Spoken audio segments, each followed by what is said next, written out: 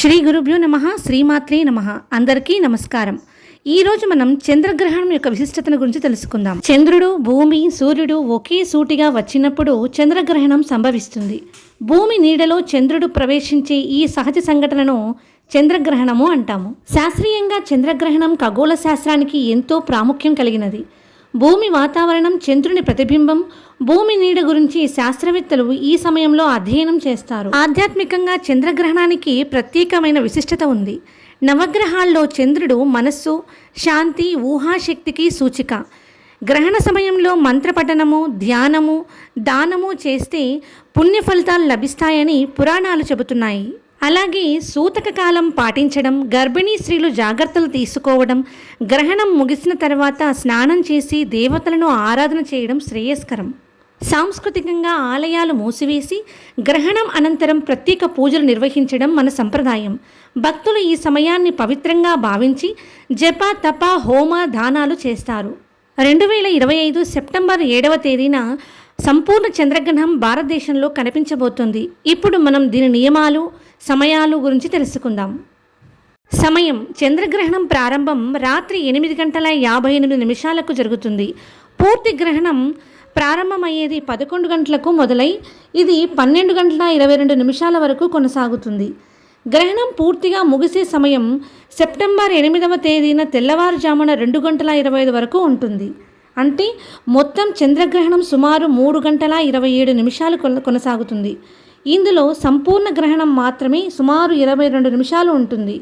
సూతక కాలం: గ్రహణానికి 9 గంటల ముందే ప్రారంభమవుతుంది.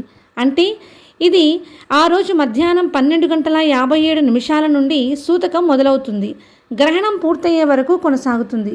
కాబట్టి ఈ గ్రహణం శాస్త్రీయంగా ఒక అరుదైన దృశ్యం మాత్రమే కాకుండా ఆధ్యాత్మికంగా కూడా విశిష్టతను కలిగి ఉన్న ఘట్టం. చంద్రగ్రహణం సమయంలో పాటించవలసిన నియమాలు. హిందూ సంప్రదాయం ప్రకారం చంద్రగ్రహణం సమయంలో సూతక కాలం ప్రారంభమై కొన్ని నియమాలు పాటించడం శ్రేయస్కరంగా భావిస్తారు. చంద్రగ్రహణం నియమాలు: చేయవలసినవి: మంత్రజపం మరియు ధ్యానం. గ్రహణ సమయంలో జపము, పారాయణము, ధ్యానం చేస్తే పుణ్య ఫలితాలు ఎక్కువగా లభిస్తాయని పురాణాలు చెబుతున్నాయి. దానము మరియు పుణ్యకార్యాలు: గ్రహణం అనంతరం అన్నదానము, వస్త్రదానము, ఇతర పుణ్యకార్యాలు చేస్తే శుభ ఫలితాలు వస్తాయి. గ్రహణం ముగిసిన తర్వాత స్నానం.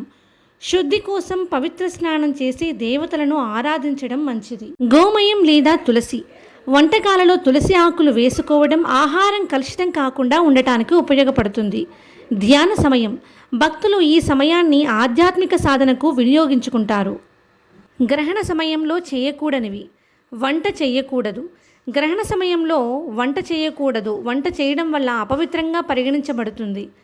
ఆహారం తీసుకోకూడదు. సూతక కాలం నుంచి గ్రహణం ముగిసే వరకు భోజనం చేయరాదు. గర్భిణీ స్త్రీలు జాగ్రత్తగా ఉండవలెను. కత్తులు, సూదులు, పదునైన వస్తువులు వాడకూడదు. శరీరంపై కోతలు, గీతలు రాకుండా జాగ్రత్తలు తీసుకోవాలి. దేవాలయ దర్శనము, పూజలు. సూతక సమయంలో ఆలయ ద్వారాలు మూసివేస్తారు. పూజలు చేయరాదు. ప్రయాణాలు లేదా కొత్త పనులు ప్రారంభించకూడదు. గ్రహణ సమయంలో కొత్త కార్యక్రమాలు ప్రారంభించడం శుభం కాదని విశ్వాసం. చంద్రగ్రహణం ఒక సహజ ఖగోళ సంఘటన అయినప్పటికీ హిందూ సంప్రదాయాల్లో దీన్ని ఆధ్యాత్మికంగా శుభకరంగా భావించి కొన్ని నియమాలు పాటించడం ఆనవాయితీ.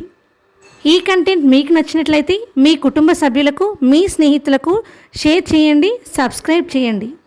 Thank you for watching.